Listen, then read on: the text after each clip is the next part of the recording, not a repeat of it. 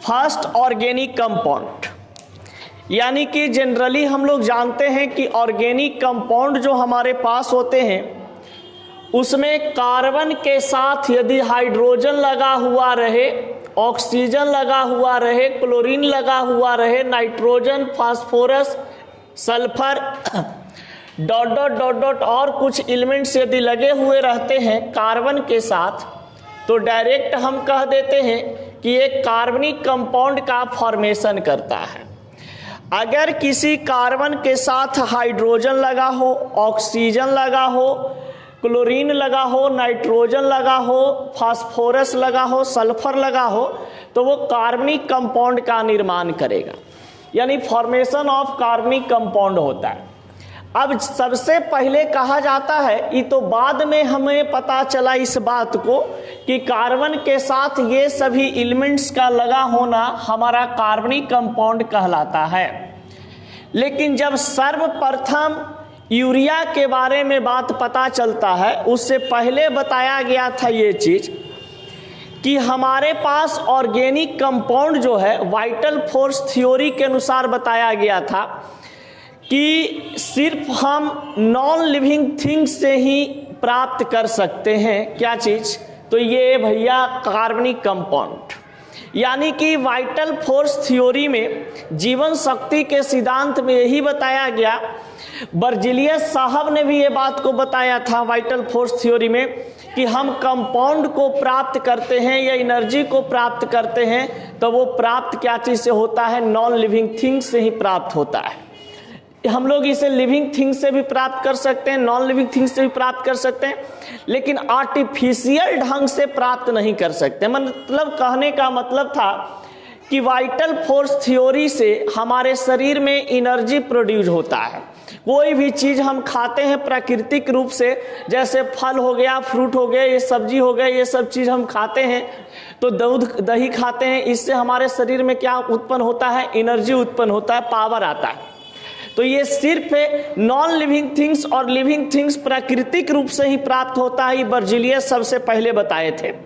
लेकिन समय बीतता गया, समय बीतने के बाद यहाँ पर सर्वप्रथम एक फर्स्ट ऑर्गेनिक कंपाउंड आर्टिफिशियल बनाया गया, यानी कि कृत्रिम मानव के द्वारा फर्स्ट सबसे पहले एक ऑर्गेनिक कंपाउंड बनाया गया जिसको हम लोग क्या कहते हैं? यूरिया कहते हैं। यूरिया के पहले कोई भी हमारा कार्बनिक कंपाउंड नहीं था, न कोई ऐसा एनर्जी हमारे पास था आर्टिफिशियल रूप से बना सकते थे। समझ गए? यानी कि सबसे पहले यूरिया को वाइटल फोर्स थ्योरी के माध्यम से बना करके सिद्ध किया गया कि नहीं, हम प्राकृतिक से तो प्राप्त करते ही हैं वाइटल फोर्स थ्योरी के रूप में एनर्जी, लेकिन आर्टिफिशियल रूप से मानव के द्वारा भी हम क्या कर सकते हैं? वाइटल फोर्स थ्योरी एनर्जी हम प्राप्त कर सकते हैं। यानी कि हमारे शरीर में अगर एनर्जी लाना है, एनर्जी देना है, तो ये कोई ज़रूरी नहीं है कि प्राकृतिक चीज़ खाएंगे तभी हमारे शरीर में एनर्जी एब्जॉर्ब होगा। हम आर्टिफिशियल चीज भी कुछ खाएंगे तो उससे एनर्जी प्रोड्यूस होगा। जैसे पहले समय में इंजेक्शन तैयार नहीं थे, अब क्या हुआ कि इंस्टेंट आपको एनर्जी चाहिए, ताकत चाहिए, तो ताकत वाला सुई दे दिया जाता है, आपके शरीर में तुरंत क्या आ जाता है? ताकत आ जाता है। यानी कि ये बाद में आपका जब यूरिया खोज हुआ तो यूरिया के बाद धीरे धीरे बहुत सारे ऐसे कार्बनिक कंपाउंड आपके बना दिए गए जिससे इंस्टेंट एनर्जी आपके बॉडी को मिले। अब यहाँ पर देखते हैं जरा, सबसे पहले यूरिया की बात करते हैं। यूरिया जो है ये पूरा विश्व का सर्वप्रथम ऑर्गेनिक कंपाउंड था जिसका खोज फ्रेडरिक बोहलर ने किए थे 1828 ईस्वी में। कहीं कहीं किताब में 1829 भी लिखता है, कहीं कहीं 1828 भी लिखता है। तो फ्रेडरिक बोहलर नामक वैज्ञानिक ने यूरिया का खोज किया, और ये फ्रेडरिक बोहलर कहाँ के रहने वाले थे? तो जर्मनी के रहने वाले थे। जर्मनी का रहने वाले लोग को जर्मन कहा जाता है, इंडिया में रहने वाले लोग को इंडियन कहा जाता है। उसी प्रकार से इंग्लैंड में रहने वाले लोग को इंग्लिश भी कहते हैं या ब्रिटिश भी कहते हैं। अब देखिए, first prepared the organic compound name urea in the lab, so vital force theory was discovered. देखिए, वाइटल फोर्स थ्योरी जो है इसको हम लोग जीवन शक्ति का सिद्धांत कहते हैं। वाइटल फोर्स थ्योरी को जीवन शक्ति का सिद्धांत, यानी कि ऐसा जो पदार्थ जीवन में शक्ति प्रदान करे, हमारे शरीर में शक्ति प्रदान करे, उसे हम कहते हैं वाइटल फोर्स थ्योरी के अनुसार वो एनर्जी, समझ गए, एक ऊर्जा। अब कहा जाता है कि सर्वप्रथम पहला ऐसा कंपाउंड, ऑर्गेनिक कंपाउंड था यूरिया, जिसको कहाँ बनाया गया? लैब में। लैब में ये फ्रेडरिक बोहलर के द्वारा इसको तैयार किया जाता है वाइटल फोर्स थ्योरी को गलत साबित करके। यानी कि वाइटल फोर्स थ्योरी में बताया गया था कि जीवन शक्ति का सिद्धांत, यानी कि जीवन में जो हमें जिंदगी में जो ऊर्जा मिलती है ये प्राकृतिक रूप से मिलता है, इसको गलत साबित किया गया और कहा गया कि नहीं भैया, आर्टिफिशियल ढंग से भी हम क्या कर सकते हैं, ऑर्गेनिक कंपाउंड बना सकते हैं और बनाने के बाद हम अपने शरीर में एनर्जी प्राप्त कर सकते हैं। अब देखते हैं यूरिया से रिलेटेड यहां पर बातचीत। 1828 ईस्वी में फ्रेडरिक बोहलर नामक वैज्ञानिक जो जर्मनी देश के रहने वाले थे, ये एक इंटरेस्टिंग डिस्कवरी किया, यानी कि एकदम रचनात्मक कह सकते हैं कि एक खोज किया। वो खोज क्या चीज का था? यूरिया का। A well known as the organic compound, ये एक प्रकार का कैसा कंपाउंड था? ऑर्गेनिक कंपाउंड थे, present in the ammonia cyanate urine of man. देखिए यहां पर एक चीज आया है कि ये मैन और मैमल्स, जनरली कहा जाता है कि हम लोग जो पानी पीते हैं, पानी पीने के बाद उसका जो वेस्ट मटेरियल हमारे शरीर के बाहर निकलता है वो यूरिन बन करके, जिसको हम पेशाब कहते हैं, मूत्र कहते हैं। तो यूरिन के माध्यम से यदि आपका बॉडी में उपस्थित waste material aqueous solution liquid बाहर निकलता है तो उसमें यूरिया की मात्रा होती है, यूरिया की मात्रा होती है। देखिएगा कभी कभी क्या होता है, यूरिया का बहुत ही कह सकते हैं कि यूरिया एक प्रकार का जहर होता है, समझ गए, यानी कि खतरनाक चीज है। अगर आप ज्यादा लंबा समय तक आप पेशाब को रोके हुए हैं, समझ गए, कहीं आप जा रहे हो तो आपको देखिएगा पेट में दर्द होना शुरू हो जाता है, क्योंकि यूरिया हीट के कारण वो गैस बन करके ऊपर की ओर चढ़ना शुरू कर देता है, समझ गए। और जब ऊपर की ओर चढ़ना शुरू कर देता है तो अगर मान लिया जाए कि आप टॉयलेट को, पेशाब को रोके हुए हैं 2 घंटा से 3 घंटा से अब जाएंगे, तो उस समय आपको ऐसा फील होने लगेगा कि आपको पेट में दर्द हो रहा है। इसका मतलब ये हुआ कि आपके शरीर में यूरिया का वर्चस्व, यूरिया की मात्रा बढ़ रहा है धीरे धीरे, समझ गए। और यूरिया का मात्रा जैसे ही आपके शरीर में बढ़ता है तो हो सकता है कि आपको मृत्यु भी हो सके, क्योंकि यूरिया का मात्रा बढ़ना शरीर में जहर की मात्रा बढ़ने के बराबर है। और जहर के मात्रा अगर आपके शरीर में बढ़ जाएगा तो अचानक आपका क्या हो सकता है? मृत्यु भी हो सकता है। इसीलिए पेशाब आता है, मूत्र जब आपके शरीर में भर जाता है तो उसको तुरंत त्याग कर देना चाहिए, समझ गए। अब देखिए जितने भी हमारे पास मैन होते हैं पृथ्वी पर या मैमल्स होते हैं, स्तनधारी जीव जंतु होते हैं, या कोई जीव जंतु जो मेल होता है कोई फीमेल होता है, लड़का हो या लड़की हो, उस सभी के मूत्र में कहा जाता है कि टॉयलेट में, यूरिन में यूरिया की मात्रा पाई जाती है। यानी यूरिया जो आपके पास होता है आपके शरीर में भी उपस्थित है, जो आप कह सकते हैं कि एक प्रकार के यूरिन के रूप में यूरिया पाया जाता है, यानी कि मूत्र के रूप में हमारे शरीर में यूरिया की उपस्थिति होती है। अब देखिए ये जब यूरिया आपके शरीर में होता है तो ये सॉलिड के फॉर्म में नहीं होता है, बल्कि एक्वस सॉल्यूशन के फॉर्म में होता है। ये लिक्विड जैसा होता है, द्रव जैसा होता है। अब फिर यहाँ पे कहा जाता है कि अब आर्टिफिशियल हमारे पास अगर लैब में कह दे आपको कि यूरिया बनाना है लैब में, तो कैसे बनाइएगा? यूरिया बनाने का विधि क्या था? तो देखिए सबसे पहले फ्रेडरिक बोहलर ने क्या किया मिस्टेक से कि अमोनियम क्लोराइड को पोटेशियम साइनेट के साथ इसको मिक्स कर देता है और इसमें डबल डिस्प्लेसमेंट होता है, प्लस माइनस प्लस माइनस।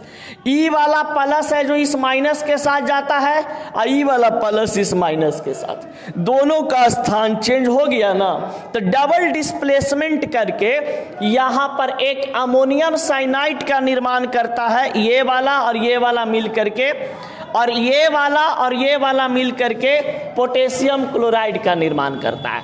यानी अमोनियम साइनेट का सूत्र NH4CNO और प्लस KCl होता है। बहुत आसान सा रिएक्शन है, कुछ बड़का रिएक्शन है नहीं, प्लस माइनस से आप समझ सकते हैं। फिर देखिए, जब ये अमोनियम साइनेट आपके पास उपस्थित होता है तो इस अमोनियम साइनेट को हीट किया जाता है, यानी गर्म करते हैं। तो जब अमोनियम साइनेट को हम हीट करते हैं तो यहाँ पर आपके पास एक नया पदार्थ का निर्माण करता है जिसको हम क्या कहते हैं, यूरिया। यूरिया बनाने का ये विधि है जिसका उपयोग हम लोग अभी खेतों में करते हैं। खेतों में उर्वरकता शक्ति को बढ़ाने के लिए यूरिया का छिड़काव किया जाता है, DAP का छिड़काव किया जाता है। तो ये सभी एक प्रकार का केमिकल है जो एग्रीकल्चर में सबसे ज़्यादा यूज होते हैं। और इससे हमारा क्या होता है, यूरिया डालने से हमारा खनिज जो है, यानी कि कह सकते हैं कि जो चावल या गेहूं का पैदावार है, फसल का जो शक्ति होता है वो क्या हो जाता है, बढ़ जाता है। यानी कि पेड़ पौधा के लिए जो हम अपने खेतों में पेड़ पौधा लगाते हैं, बीज लगाते हैं, उसके लिए ये चीज एक प्रकार का वाइटल फोर्स थ्योरी का काम कर रहा है कि नहीं कर रहा है, उसका प्रोडक्शन बढ़ा रहा है, तो उसका एनर्जी भी बढ़ा रहा है। तो यूरिया एक प्रकार का ऑर्गेनिक कंपाउंड है जो किसी भी जीव जंतु या पेड़ पौधे का लाइफ को बढ़ाता है और उसमें फल को दोगुना कर देता है, ज़्यादा उसको एनर्जी देता है। अब देखिए,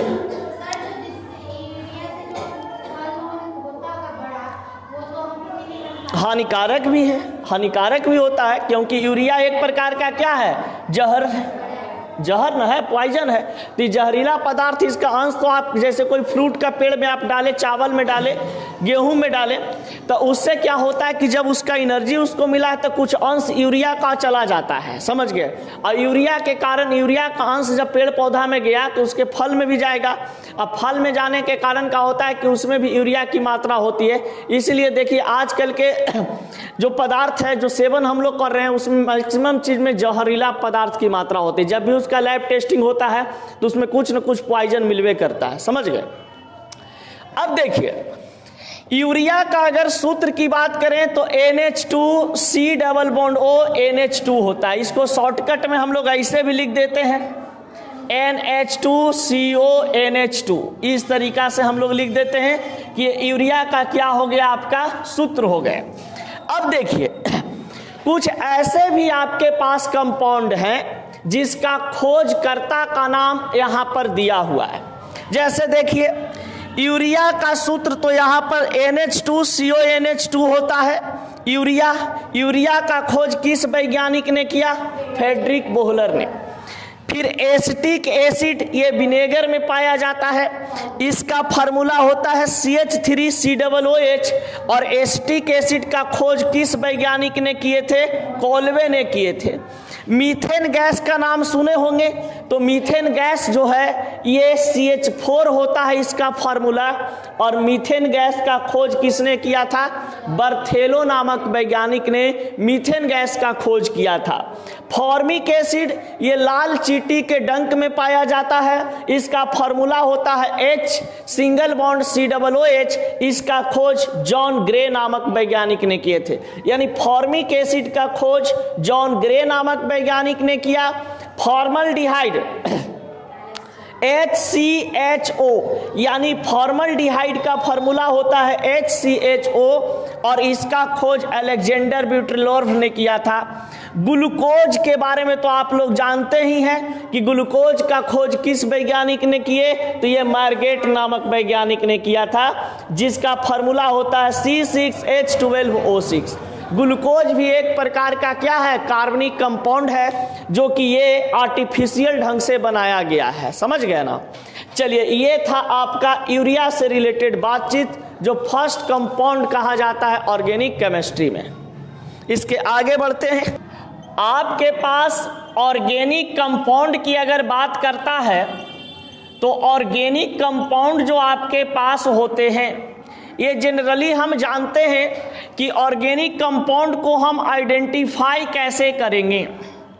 यानी कि आइडेंटिफाई करने के लिए यहाँ पर बहुत ही आसान तरीका है कि अगर आपके साथ कार्बन है और कार्बन के साथ आपका हाइड्रोजन जुड़ा हुआ है, ऑक्सीजन जुड़ा हुआ है, नाइट्रोजन जुड़ा हुआ है, फ्लोरीन जुड़े हुए हैं, क्लोरीन जुड़ा हुआ है, ब्रोमीन जुड़ा हुआ है, आयोडीन जुड़ा हुआ है, फास्फोरस जुड़े हुए हैं, सल्फर जुड़े हुए हैं, तो ये सभी मिल करके एक जो कंपाउंड बनाता है, इस कंपाउंड को हम क्या कहते हैं? Organic compound. यानी कि ये ऑर्गेनिक कंपाउंड जो आपके पास होते हैं, ये कार्बन के साथ साथ ये सब जुड़ा हुआ रहता है। जैसे C के साथ S मिलेगा, CH2 बना दिया, यहाँ पे CH के फॉर्म में CH4 बना दिए। यहाँ पर आप देखेंगे कि एक NH2 है, CO है, NH2 है, तो ये एमीन बना देता है, यूरिया बना देता है। यहाँ पर आप देखेंगे कि C6H12O6 होता है, जिसमें ऑक्सीजन भी जुड़े हुए हैं। CFCH3F ऐसे बनाता है कंपाउंड, CCl4 बना देता है, CH3Br बनाता है, CHI बनाता है। तो ये सभी आपके पास जो दिए गए हैं, ये क्या है? एक प्रकार का ऑर्गेनिक कंपाउंड है। यानी ऑर्गेनिक कंपाउंड में ही कोई जरूरी नहीं है कि कार्बन के साथ हाइड्रोजन ही सिर्फ रहे, कार्बन के साथ हाइड्रोजन रहे, उसके अलावा ये सब भी आपका अगर एलिमेंट्स उपस्थित हैं तो हम आराम से कहेंगे कि ये किस प्रकार का कंपाउंड है? Organic compound. Second point, these are found in living organism. Organic compound किस में पाया जाता है? लिविंग ऑर्गेनिज्म में पाए जाते हैं। अब लिविंग ऑर्गेनिज्म में जब ये पाए जाते हैं तो हमारे पास लिविंग ऑर्गेनिज्म को सजीव पदार्थ या सजीव स्पीसीज कहा जाता है। तो सजीव पदार्थ हमारे पास जितने भी हैं, चाहे तो कोई हम यहाँ पे पेड़ पौधा की बात करें या जीव जंतु की बात करें किसी भी प्रकार का अगर सजीव पदार्थ है तो उस सजीव पदार्थ में आपका ऑर्गेनिक कंपाउंड की उपस्थिति होती है। अब एक चीज और है, ऑर्गेनिक कंपाउंड जो आपके पास है, ये कोई जरूरी नहीं है कि ये गैस में रहेगा या तो सिर्फ लिक्विड में रहेंगे, ये सॉलिड, लिक्विड, गैस तीनों में रहता है। अब देखिए, आपके पास ग्लूकोज का ही उदाहरण ले लीजिए, C6H12O6 ये एक प्रकार का ऑर्गेनिक कंपाउंड है। ये ग्लूकोज आपका सॉलिड के फॉर्म में भी आता है, लिक्विड के फॉर्म में भी आता है और ये गैस के फॉर्म में भी आता है। यानी कि सॉलिड, लिक्विड, गैस के रूप में आपका ग्लूकोज की उपस्थिति हो सकती है। समझ गए? अब यहाँ पर कहा जाता है कि जितने भी ऑर्गेनिक कंपाउंड होते हैं जनरली वोलाटाइल एंड इनफ्लेमेबल। यानी कि यहाँ पर अगर हम ऑर्गेनिक कंपाउंड की बात करते हैं तो ये वोलाटाइल नेचर का होता है, वोलाटाइल नेचर। और यहाँ पे आपके पास इनफ्लेमेबल की बात करते हैं, यानी कि कुछ ऐसे भी ऑर्गेनिक कंपाउंड हमारे पास हैं जो वोलाटाइल फॉर्म में होता है, उड़नशील पदार्थ के रूप में होते हैं। जैसे ही उसको हम हीट देते हैं तो वो क्या हो जाता है? उड़ जाता है। जैसे देखो, कपूर देखे हो, कपूर को जलाने के बाद वो पता चलता है कपूर का कुछ अंश भी बचा हुआ है, वो तुरंत गायब हो जाता है सब्लिमिनेशन प्रोसेस के तहत। यानी कि आपका कार्बनिक कंपाउंड कपूर भी है। समझ गए? कार्बनिक कंपाउंड कपूर है, उसको हीट देते हैं, वो वोलाटाइल हो जाता है, खत्म हो जाता है। समझ गए? उड़ गया वो। इनफ्लेमेबल ज्वलनशील पदार्थ आपके पास होते हैं। कहीं पे देखते होंगे मूवी वगैरह में कि हीरो कुछ होता है ऐसा तो क्या करता है कि आराम से दारू के बोतल फेंक दिया, गोली से मार दिया तो आग जल गया, पंडाल लहर गया। नहीं होता ऐसे। दिल जले मूवी में वो देखे थे, ऐसे हुआ था। तो देखिए, तो वही बात यहाँ पर होता है कि वो कुछ ऐसे भी ऑर्गेनिक कंपाउंड होते हैं जो ज्वलनशील होते हैं, समझ गए। उसमें आग पकड़ लेता है बहुत जल्दी, जैसे ही छितरा करके, जैसे पेट्रोल हो गया कार्बनिक कंपाउंड हमारा है, केरोसिन ऑयल कार्बनिक कंपाउंड है, इस सब में क्या कर लेता है, आग पकड़ लेता है बहुत जल्दी। इसका मतलब कि ये वोलेटाइल और इनफ्लेमेबल होते हैं। फिर कहा जाता है कि जनरली कहा जाता है आपके पास कि ऑर्गेनिक कंपाउंड जो सॉलिड के फॉर्म में होते हैं, जनरली सॉलिड के फॉर्म में होते हैं। ऑर्गेनिक कंपाउंड में जो सॉलिड के फॉर्म में होता है, ठोस होते हैं, वो आपका कहा जाता है कि बैड कंडक्टर ऑफ इलेक्ट्रिसिटी होते हैं। बैड कंडक्टर ऑफ इलेक्ट्रिसिटी होता है, यानी कि ये विद्युत का कुचालक होता है। ये विद्युत का क्या होता है, कुचालक होता है। जनरली कौन वाला, सॉलिड वाला। सॉलिड आपके पास है तो उसमें आपका बैड कंडक्टर ऑफ इलेक्ट्रिसिटी होगा। लिक्विड, सॉलिड और गैस, लिक्विड में क्या होता है कि उसमें वाटर का हल्का सा अंश आ जाता है, इस कारण से इलेक्ट्रिसिटी पास कर जाते हैं, समझ गए। तो ऐसा इसलिए होता है कि ऑर्गेनिक कंपाउंड आपके पास कोई सॉलिड के रूप में है तो उसमें आपका इलेक्ट्रिसिटी पास नहीं करता है। क्यों? तो क्योंकि भैया उसमें फ्री आयन की अनुपस्थिति होती है, उसमें फ्री आयन होता ही नहीं है तो इलेक्ट्रिसिटी पास नहीं करने देता है। चलिए, ये हो गई आपका ऑर्गेनिक कंपाउंड से रिलेटेड बातचीत। इसके आगे हम लोग मिलेंगे तो और अच्छा बात करेंगे। कुछ कौन वाला, ई वाला। देखिए, कार्बन के साथ अगर एस कोई है, सल्फर है, तो ये भी कार्बनिक कंपाउंड बना रहा है CH2 के रूप में, समझ गए। कार्बन के साथ हाइड्रोजन है तो मीथेन बना रहा है, या कोई कंपाउंड बनाए। जिस कंपाउंड में कार्बन के साथ हाइड्रोजन हो उसको हम कार्बनिक कंपाउंड का उपाधि दे देते हैं। फिर अगर किसी भी कंपाउंड में कार्बन, नाइट्रोजन, ऑक्सीजन ऐसे कुछ दिखाई देते हैं तो डायरेक्ट कहते हैं भैया it is called organic compound. यानी कोई ऐसा कंपाउंड आपके पास हो जिसमें कार्बन हो, नाइट्रोजन हो, ऑक्सीजन हो, हाइड्रोजन हो, तो ये सब अगर आपको दिखाई देंगे साथ में कार्बन के साथ, तो डायरेक्ट कह देंगे कि ये हमारा किस टाइप का कंपाउंड है, ऑर्गेनिक कंपाउंड है। कोई दिक्कत? चलिए।